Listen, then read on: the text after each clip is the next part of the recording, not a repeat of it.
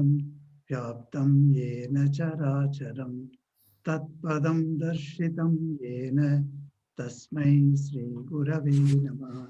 हरिः ओम्। ओम नमो भगवते Shri रामकृष्णाय।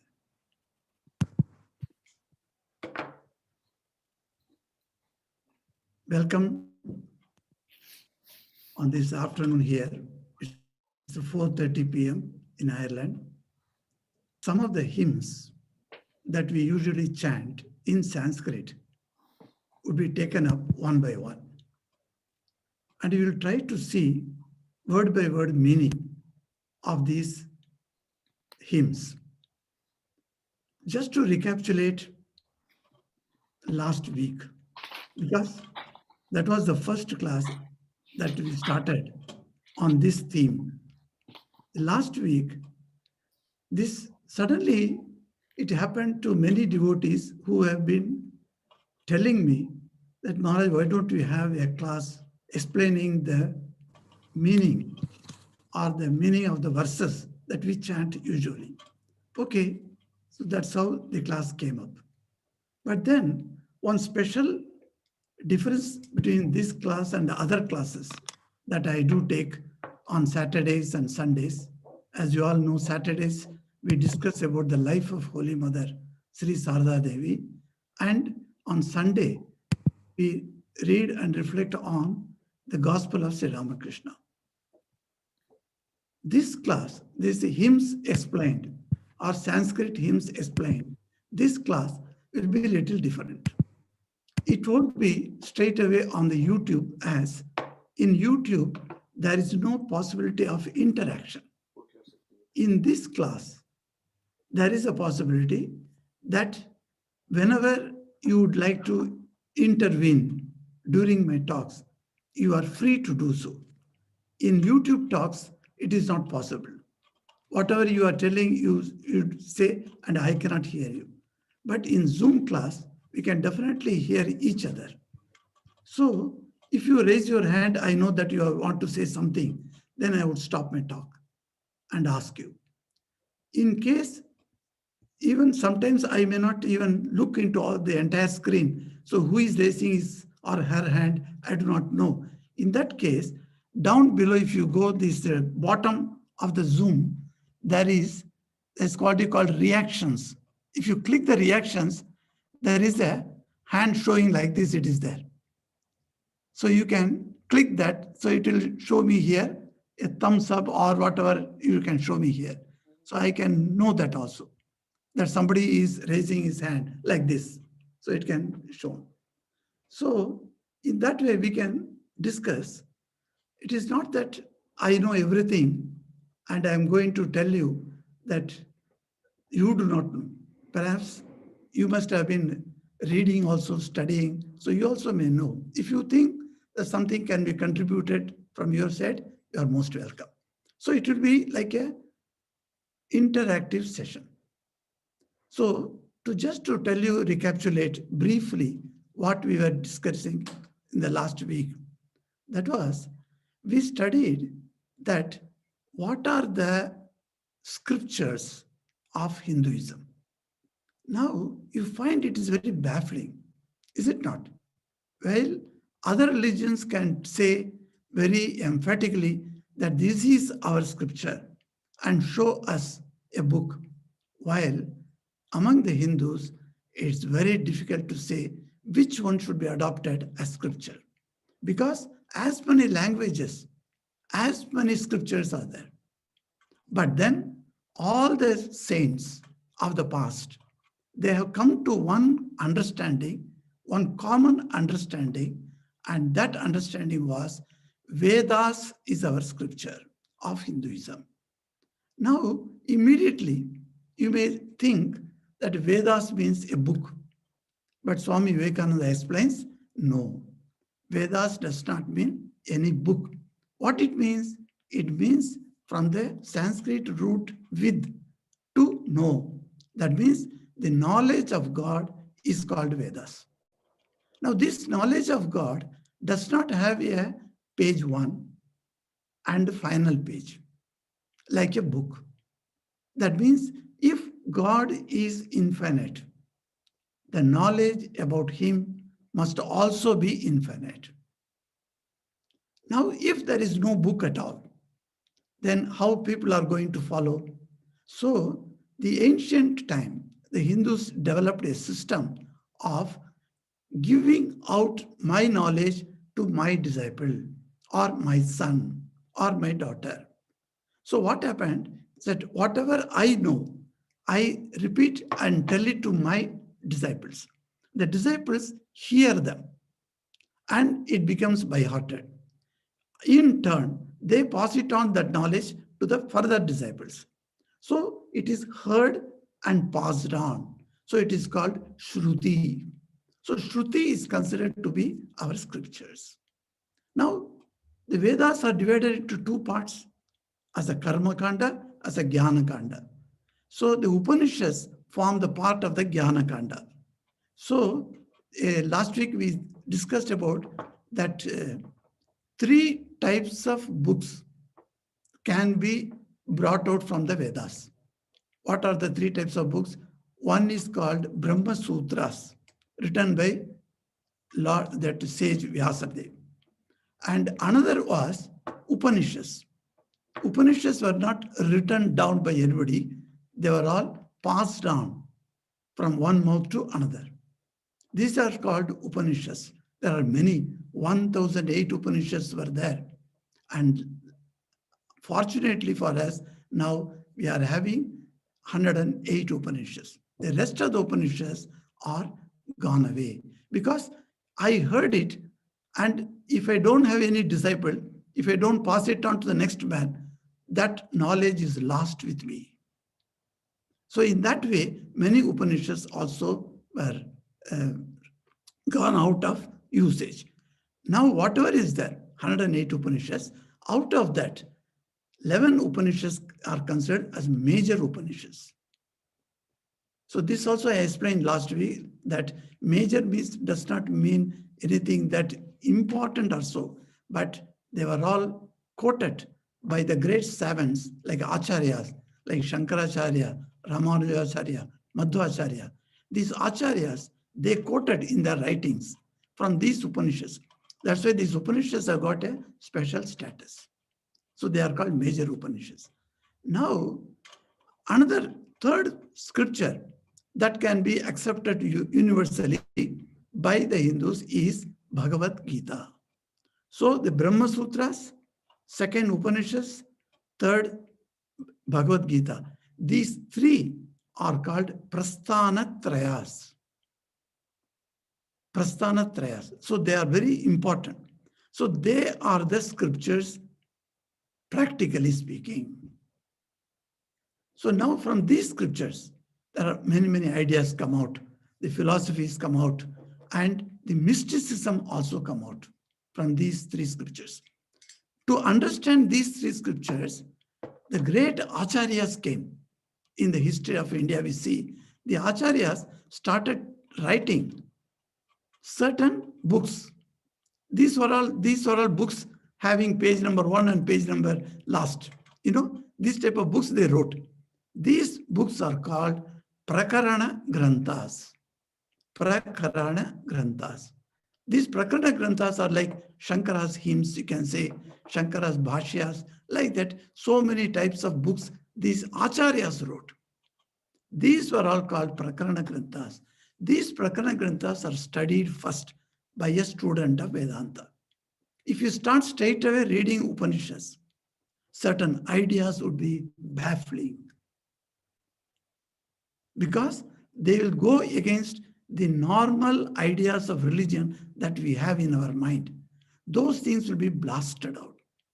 So the reading Upanishads is very good. But before reading Upanishads, try to get the semblance of the meaning, core meaning of what they mean to us. In that way, these Prakarana Granthas help us to understand the bigger picture of these three types of scriptures that we talked about. So this one of the Prakarana Granthas is hymns written by the Acharyas. There are plenty of hymns are there.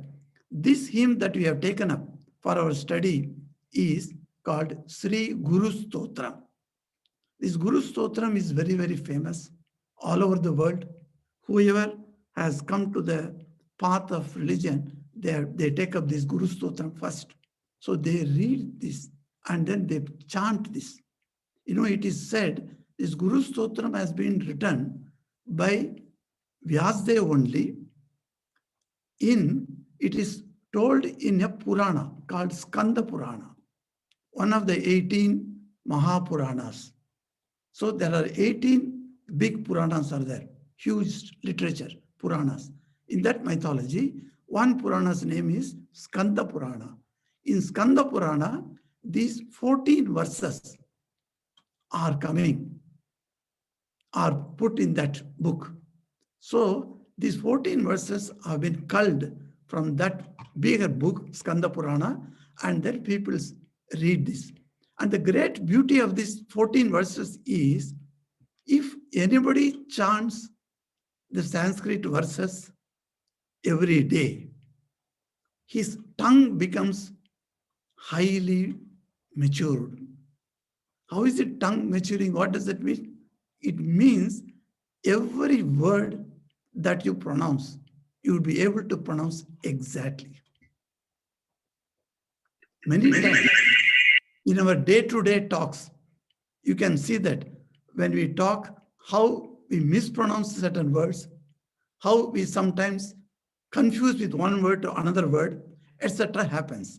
So in these 14 verses of Guru, praise of Guru, you find the Sanskrit verses are made in such a way that your tongue becomes very clear. So you'll be able to speak every word properly. So as a starting point, we have taken up this Guru Gita. Yes. Yes. You have to unmute and then speak.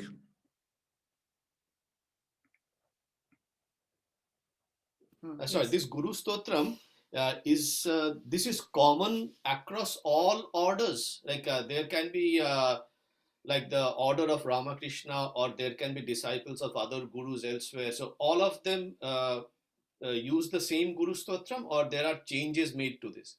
Yes, good question. Yes, there are in Skanda Purana, we find 14 verses that has been given to us, and then most of the Indian orders follow that. But then there are variations also. Say, for instance, I saw Chinmaya Mission is having less than the 14, and some other orders have got 8, some others have got 5. And so, anyway, all the verses are from here only, the 14 verses that we are going to study. But you may have the number different, that's all. Okay. That's all. Sequencing different, but 14 maximum. People can choose between them. They choose any number, yes. Some people choose, according to their convenience or etc. Thank you. So these 14 verses, what we are going to study. So what I was telling you was that last week we studied the first verse, that is, Malavika, can you chant the first verse?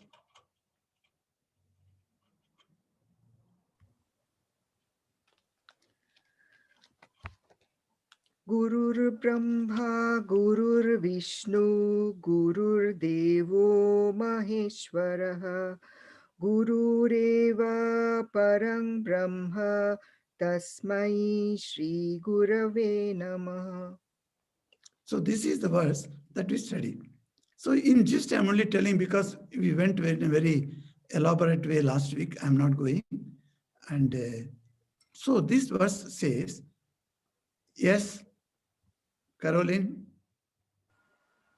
In the version I have, it's the second line is Guru Sakshat. Yes, that is very good. That's you pointed out correctly. It is true. It can be said in two ways, either Guru Reva or Guru Sakshat. Both are correct meaning. There's no difference in the meaning.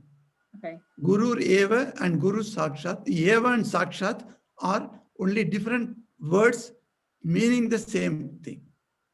Okay. Yes. Yes. It is called, in Sanskrit, it is called Patantar. You can write down Patantar.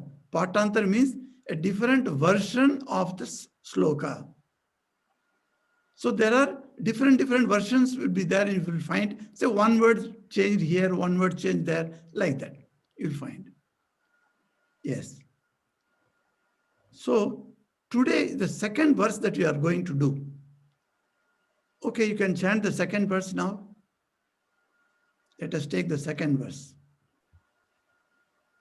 Akhanda mandalakarang vyaptam yena characharam tatpadam darshitam yena tasmai Shri Gurave Namaha. This is a beautiful verse. You see, many of the sadhus you'll find before they start their program, they chant one Guru mantra. So each one can choose any mantra. So it is my favorite mantra, this mantra. So I always chant this mantra before start of any discourses. So this mantra says, Akhanda, word by word I am going to tell you. So if you have your notebook and pen ready, you can even note it down. Akhanda Mandala Akaram. Many places, they don't separate the words. They have combined the words, they put the word together. So you must understand, you can just put a pencil mark there where I am separating the word. The word, there are three words are there in the first portion. Akhanda, Mandala, Akaram. These are the three words. So in each verse you will find there are four groups are there. Say for instance, Akhanda Mandala Karam is one group. Vyaptam Yena Characharam another group. Tat Padam Darshitam Yena is third group. Fourth group is Tasmai Sri Gurave Namaha. So you will find that they are called two sentences, that is two verse, two lines. The two lines further divided into four parts. Each part, that is the beauty here. Each part consists of 8 syllables. So 8 plus 8 in the first line. Second line, 8 plus 8, in total 32 syllables are there in each verse. If you just, I will try to tell you how you can count it. For instance, A, Khand, Ma, Mand, La, Akhanda, Mandala, Akaram. So if you count the syllables, it comes 8 syllables will come.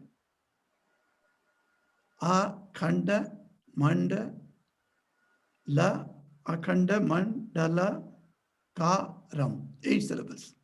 So Akhanda Mandala Karam is 8 syllables. Likewise, Vyaptam, Yena Characharam. So you'll find each syllables. I'm not going by the alphabets, mind you. In Sanskrit, there is a difference between alphabets and syllables. Of course, in English also we have that. Alphabets are, say, king. How many alphabets are there? 4 alphabets are there. K-I-N-G. But syllable is 1. King is 1 syllable. Likewise, if you count the syllables, there will be 8 syllables for each quarter portion. So there are 4 quarters are there, which make it 1 verse. So now, in second quarter, Vyaptam Yena Chara Acharam. Here also, Chara Acharam is the one single combined word. Instead of combined word, you make a difference that separate it, then Chara Achara. Charam Acharam. So it is Vyaptam Yena Chara Acharam. The third quarter says Tat Padam Darshitam Yena. Here 4 words are there. All the 4 words, if you count it, it will be 8. Then last portion, that is the last quarter, says Tasmai Sri Gurave Namaha. There is no combined word in the second line. But in the first line, In first quarter and second quarter, there is a combined word. That we must keep in mind. So let us go to the meaning of this. Always you must see in poems, in poetic license, I should say, that is the difference between the prose and poetry. In prose, the sentences must be starting with subject, verb, predicate. Then the sentence is complete grammatically. You cannot say market, going, I am. You cannot say in sentence. Is it not? But in poem, you can, of course, you can put the word here and there. It doesn't matter. So that's the poetic license is there. But then in sentences, you cannot say. In Sanskrit, whether it is a prose or a poetry, you can place the word anywhere you want. That is one of the beauties of the Sanskrit language. That is so malleable, so flexible. There is no such rule that subject must come first, verb should come in the middle, and then predicate must come. I am going to market. So this is the correct sentence in English. But in Sanskrit, it need not be. You can say going to, I am market. Or you can say market, I am going to. So any word you can use. So that's why in Sanskrit, because it's flexible, it is because of the flexibility itself, it is easy to make verses. That's why you find, even in the Vedic times, you find the rishis' outpourings in the Upanishads, you find them in verses. Of course, Vedic grammar is different from the Sanskrit grammar that we see now. So the later grammar, when it has become Sanskritam, that language has come, that grammar is different. Vedic grammar, of course, is different, and it is very tough also. Now we saw 4 quarters in this verse. In each quarter, let us first take, for our understanding, the last quarter. What is the last quarter says? Tasmai Sri Gurave Namaha. It says, salutations to the Guru. So that is Namaha means I am doing pranam. So my obeisance, my salutations. So Namaha, my is understood. That I am is understood here. So he says, Tasmai Sri Gurave Namaha. My salutations to that Guru. My, you put it under brackets. So here the word that used here, Tasmai Sri Gurave Namaha. To that Guru, my salutations. Tasmai comes from the word tat, or saha. So that Guru. So when you say tasmai, then you will ask a kasmai. Tasmai means to that Guru. Naturally, the question will come, who is that Guru? So that Guru, you say, that is not understood. So when you say that in English, first the salutations you give, my salutations to that Guru. Then who is that Guru? That has to be explained. So the sage explains that, who is that Guru? Yena. Yena means by whom? By whom? Darshitam. I see. Darshan means seeing. By whom I am able to realize, I am able to see. What I am able to realize, what I am able to see, Tat Padam. By whom I am able to realize that Padam. Tat Padam. Here the word you see, the Tat Padam, 2 words are there. Padam is generally translated as a post. Pad. Prime Minister's Pad. You see, that means Padastapana. Pad is the word used for Not post. his feet. It's not his feet. No, sweet is pada. Oh, okay. Okay. Okay. Pada means post, What is your pada? Padavi also we say pad. So pada means post. Now, this post also is a very misleading word in English because exactly the post is not mentioned here. That may be a literal meaning for the pad. Pad is a station. A person who attains a particular level, that level is also called pada. Padam. So the feet of Lord Vishnu is also called Padam. Because that is the post where I am going to go and stay there. So where stationing, station also is called Pad. So this Pad has got different meanings are there. But here we are seeing that Tat Padam. Again, the Tat word has come. This Tat word has to be co-joined in understanding with that Tat Tvam Asi. In Vedanta, there are 4 Mahavakyas are there. Mahavakyas, the grand sentences.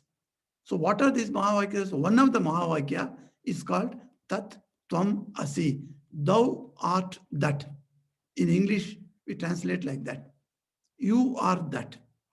So in English, in beautiful English, they write, thou art that. So that is what? That is what it says, tat padam. That pose or that position, that state of consciousness is what is called, that he is going to show. Who is going to show? By whom it is seen, by whom it is shown to me, to him, that Guru, I bow down. Now the question comes, what is this that?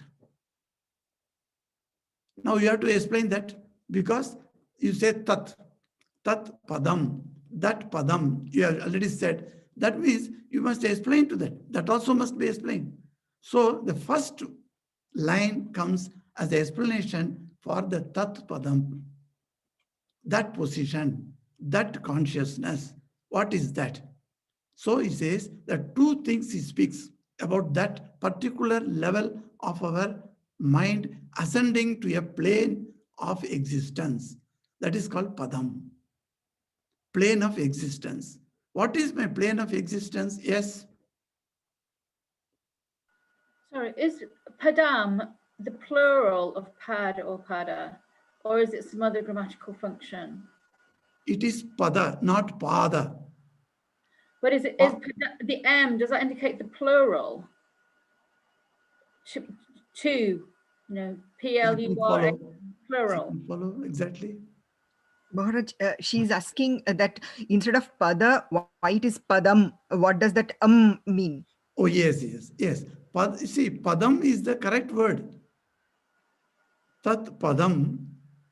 See, in Sanskrit, there are 9 types of declensions are their word. The word is Pada, but Padam means 2. Or, I do not know how to explain that, Padam. Maharaj, probably is it something to do with the particular vibhakti being used? Yes, correct. Preposition. I think she's asking for that. Yes. So, you see, each Sanskrit word has got declensions. So there are 9 declensions. Say, for instance, Ramaha, Ramo, Ramaha, Ramam, Rame, Ramaha, like that. So this Padam is a word. But here, Padam is the first word itself. Because it is called, there are 3 types of genders are used in Sanskrit grammar. One is the masculine gender words, and there are words which are feminine genders, and there are words which are common genders. So there are 3 types of genders are used for the words. Yes. So can this be interpreted as a preposition that you mentioned to that plane of existence, tat padam? No, not that. This is the first word itself. This is the common gender word which starts with padam. Okay. Like phalam. All right. Okay. Like jalam. You see, they don't have sex. So they don't, that's why they are called common genders. Okay. So this phalam like fruit. Mhm. That's the word. Phalam, we say phalam. That is the correct word, phalam. Like that, jalam. Jalam is water. So jalam. Like that, padam. So tat padam. So that padam. So So it's that definitely padam. not feet. Huh? Definitely not feet. It's not feet. No, not feet. Not feet. Not feet. Here does not fit. You can assume the feet, of course, as I told you. See, that is the station, that is the place where we are going to stay. That is the thing that Guru is going to show me. So that station, that place, suppose you take it as the Lord's feet, then you can say the Lord's feet is my place. So my place is called Padam. Yes. But there is separate word in Sanskrit for feet called pada. Pada means feet. Here, pada it is a derived meaning only. Okay. So now let us go to what is this, that state. That state is considered two things he says. One is akhanda mandala karam. And second is vyaptam yena characharam. So this yena word comes twice in this verse, you will find. In the first line also, the second line also. The second line yena is telling by whom is the meaning. In the first line yena, by which. By which. Vyaptam characharam. By which vyaptam. By which it is pervaded. So vyaptam means pervasion, permeating. It is in everything. Like the air is everywhere around me. So it is vyaptam. In this room, the air is vyaptam, I should say. So the air is everywhere. So this vyaptam is pervading. So what is pervading? This particular tat padam, the place where we are going to finally reach in our moksha time, that is pervading everything. So instead of telling everything, the sage says, chara acharam. Two words he uses. Chara acharam. If you combine the chara and achara, put together, conjointly, it is pronounced as chara charam. So it is pervading moving and unmoving or non-moving. So this is something great. So moving things are there in this universe. Yes, because we all move. Birds move, animals move, insects move. So there are many things that move in this world. Likewise, there are things that do not move also. For instance, trees, they do not move.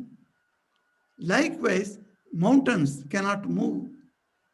So non-moving objects are also there in this world. So you cannot say that simply one only God is pervading. You cannot say. God is pervading moving objects as well as non-moving objects. Both he is permeating. So he is actually that tat padam, the position, the consciousness that we are going to reach finally is pervasive of moving and as well as non-moving objects of this universe. So this moving and non-moving is very important. In Gita, if you see, if you go to chapter 9, verse 10 in Bhagavad Gita, there is if you have book nearby, you can take out the book. Chapter 9, verse 10.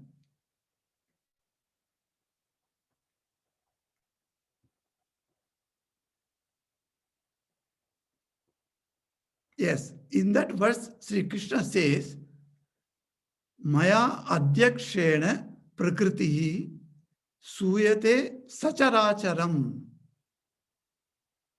See the chara acharam, this word Krishna uses here. Hetuna kaunteya jagat viparivartate. He's talking about how this jagat, this universe has come out, has gone under various changes. Viparan, viparivartate means the changes are happening. What are the changes that we see in this Jagat, in this universe? Because it is created, it is maintained, and it is dissolved. These three types of Srishti, Sthiti, Vinashanam, these three types of changes are happening to this universe. This is what Sri Krishna says, that I am doing this. Instead of telling I am doing, so he says, Maya Adhyakshena Prakritihi. He says, there is my power, which is called Prakriti, and under my guidance, under my supervision, under my direction. Adhyaksha means the supervisor. He is called Adhyaksha. In many of the ashrams, in India, we have got the head of the center. He is called Adhyaksha. Because under his guidance, so everything is happening. So it says, under my guidance, Prakriti, the nature, is Sacharacharam. These moving and non-moving objects are being created. Suyate. Suyate is a very beautiful word. From that word only the prasava word has come. Prasava means delivery. So this suyate, it creates, it brings out this sacharacharam, these moving and non-moving objects by my power. So Prakriti, Sri Krishna says. So this sacharacharam, there are two types of objects in this universe, and that is, one is moving, another is non-moving. Now, both these types of objects are permeated by that power. Anyway, if that power has permeated, how do I recognize that? Does it have a form? If it has got a form, I can see. Then the Rishi is put into a big problem. He has to now tell what is the form of this big force that is permeating everything. What is that form? So it's called akaram. The Sanskrit word for form is called akaram. So this akara word we use in our general talks also. Akara also, the drawing also we say. That means you draw a form that is called akara. We use that word akara in different contexts. So what is the akaram? The question comes. So you have to say, what is the form of that wonderful state of consciousness which is pervading everything? So he says, Akhanda Mandalakaram.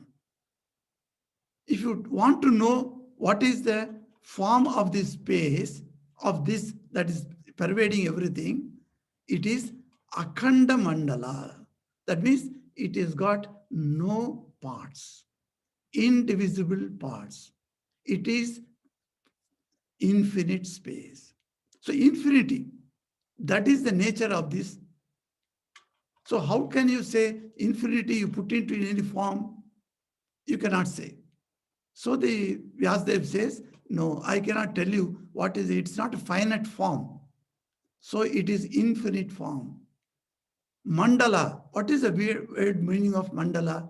Mandala has got 2-3 meanings. One meaning is sphere. Sphere is called mandala. So this stratosphere, nanosphere, physical spheres are there. We know that. These type of spheres are called mandalas. Another mandala is there, number of days. One mandala means 41 days. In some tantric texts, they call it 41 days. It's called one mandala. And in Buddhism, this word mandala is very much used. In Buddhism, they call it mandala as a design for being seated. So if you make a design of asana, and you are sitting there every day, you sit there and do meditation. So that is called mandala. So I am seated in that mandala. You can say that. So the mandala has got different connotations. But here is the sphere that which pervades everything is akhanda, is not divisible. It is infinite. This infinite sphere we hear about in Sri Ramakrishna's personal experience. If you have read Ramakrishna's Leela Prasanga, that is the great master, there Swami Saradananji says that Sri Ramakrishna once explained to us that one day in his Samadhi time, Sri Ramakrishna his mind was going up and up and up. While going up and up and up, he could see beautiful devatas, beautiful beings. Beautiful beings are seated. So they have got chairs, they are seated, they are well dressed, and all these forms he was seeing. And again his mind went up, and suddenly he found all these forms started melting into the formless. And he found a very thin line of demarcation between the form sphere, that is mandala, form sphere, and Akhanda Mandala, the formless sphere. He saw a thin line of demarcation, a thin line of difference. And then he went through that. And there he found in light form, in pure light, there are 7 rishis are seated. They don't have a human body, but their body was made of light, effulgence. That in that one rishi was called by a baby. That also Sri Ramakrishna saw this entire infinity assumed a form of a baby and went and called a rishi, come with me, I'm going down. And it went down. And Sri Ramakrishna saw that rishi came down to Shimla. Shimla is the place, where Swami Vivekananda was born. In that it came, he says. So there is a sphere where there is no form is there. That means you cannot separate, you cannot part, you cannot take a part and then say, this part is from that. You cannot say. It is like a one huge vast ocean where the waters cannot be put into parts. You can take it in a container and make it 1 liter water, you can say. But in the ocean, you cannot make any parts because the water is pervading everywhere. Likewise, there is a sphere. That sphere is what Guru is going to show to me. That's why Tat Padam Darshitam Yena, by whom I will be shown one day. And who is that person? To that Guru I bow down. This is how the second verse comes. Actually, it was really wonderful to listen to this explanation from Leela Prashango with reference to the mandala. And yes. In Sri Ramakrishna, the great master, Swami Ramakrishna says about this formless, Akhanda Mandalakaram. Before reading that, you cannot even conceive of that. How he has something like indivisible space is there. So that is what beautifully it says. And after this explanation, like the verses seemed so profound that it just creates an absolute awe that previously we just chanted mechanically, and now just coming to know about the meaning of that makes us. Yes. Very true, very true. This explanation, you took us to a different level altogether, Maharaj. I totally agree. Now that is what Guru is going to do. See, why we are doing this pranam to Guru is not just because he just gave me a mantra. No. The Guru's purpose is there. And that purpose is he is going to take the disciple step by step, and he is going to make the disciple reach that state. And he's showing one day, you see, this is what is going to happen to you. And to that Guru I make pranam. That's how to say. Beautiful. Thank you, Maharaj. So we shall take up the third verse next week. Okay? Time up? No, it's not according to time, according to the verse. Oh, we'll only do one verse in a week. No, one more verse we cannot finish. I don't think I will be able to finish that one. So I will have to leave it then half, you see. Oh dear. Okay. Okay. Maharaj, can you explain last that infinite you told us? Can you explain me little bit more? Yes. So it is, he says that Tat Padam. What is Tat Padam is the explanation needed. Because the Guru is showing me a place, a position, a post, where I am going to finally rest. A station where I'm going to rest finally. So what is that resting position for me? That he explains in the first line. First line he says that position where you are going to rest finally, that is called moksha. Tat padam is moksha. In that place is like this. How it is like this? It is one type of mandala which is no form at all. It is completely infinite. And also that power within that pervades the moving and non-moving objects of this universe. So you must know what is Tat Padam. That is the meaning he gives. What is the Padam? Padam means, I told you, a place where you will rest.